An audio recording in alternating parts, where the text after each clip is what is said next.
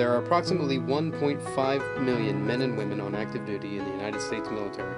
This is one man's story. I am Lisa Wyant Dunkelberger. I am the wife of Brent.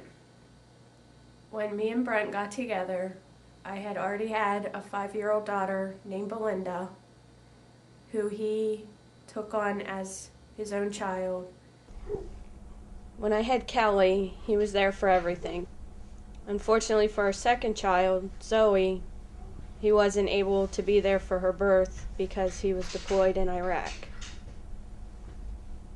So the only way, he got to call the night after she was born, so he got to hear her cry, but he never really got to see her until she was 4 months old. One funny story I have for Brent. It was right before his second deployment. We were at the barracks helping guys move some of their stuff to store at our house. And one of his good friends had this sombrero.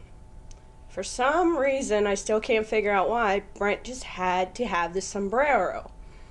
So he brought it with us, and as we're driving down the main road in El Paso, he has this sombrero on. And it is so big that he's sitting there and he has to lean forward and he's maneuvering his head just so he fits in the van wearing this sombrero, and he is driving down the road with this thing on. Brent decided one year up in his hometown, they have, when the clock strikes midnight, they have this guy that comes running out as Baby New Year. So Brent did it the one year. So we played the part. We put 3 cloth diapers, pinned them around him, and also put a baby bonnet on him. It was 5 degrees, freezing cold, and he came out with his diaper on and this hat and dumping champagne all over everybody, but he was warm as anything. When we would go out somewhere and Brent would be along, always wanted him to dress in his Class A's so she could show him off. We were really proud of him. But he would always say he hates when people come up, pat him on the back, and say, "Oh, I'm so proud of you for doing all this." And he said, "I don't want that." He says, "I'm here to do a job, and that's all there is to it. I am not a hero." And then his second deployment, he left October 31st, 2006.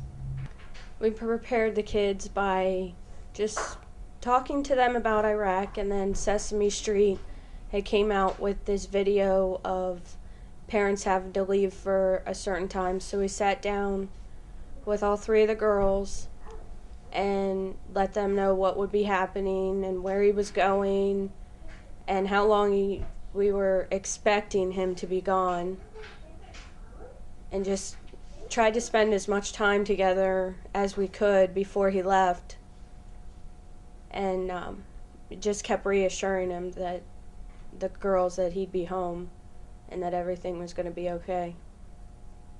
And I told him not to go. And he said he had to go because he trained these guys. He needed to go. And I said, "Don't." And he goes, "Yes, I'll be back." I said, "You have to promise me." He goes, "I will be back." But the eye contact him and I made, I knew he wasn't coming back. He goes, "When the bullets start shooting me, I'll stand sideways and they'll just go right by me." Army Sergeant Brent William Dunkelberger, 29, of New Bloomfield, Pennsylvania, assigned to the 2nd Battalion, 7th Cavalry Regiment, 4th Brigade Combat Team, 1st Cavalry Division, Fort Bliss, Texas. Died December 12, 2006, of injuries sustained when a rocket-propelled grenade struck his vehicle during a convoy security mission in Mosul, Iraq. The day he was killed, I was helping a friend move. And we were on our way to the school to pick up our kids after school. And we stopped at the one stop sign, and you could see my house from the stop sign. And there were 2 guys walking up in Class A's. And in military, you know that when you see the people in Class A's, what it means. And I didn't I couldn't move the van. I just kept screaming, no, no, no. My friend got me out of the van.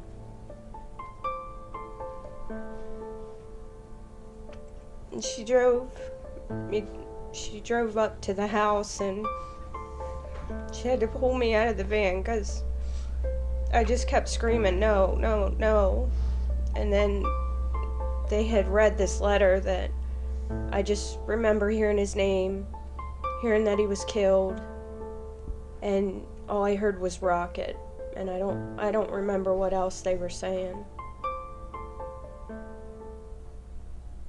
I am familiar with the Westboro Baptist Church. They threatened to picket my husband's funeral, but I was fortunate enough to have the people around the school and the cemetery put up petitions stating they could not step foot on their property, so they had nowhere to picket in the lines of the school or even en route to the cemetery.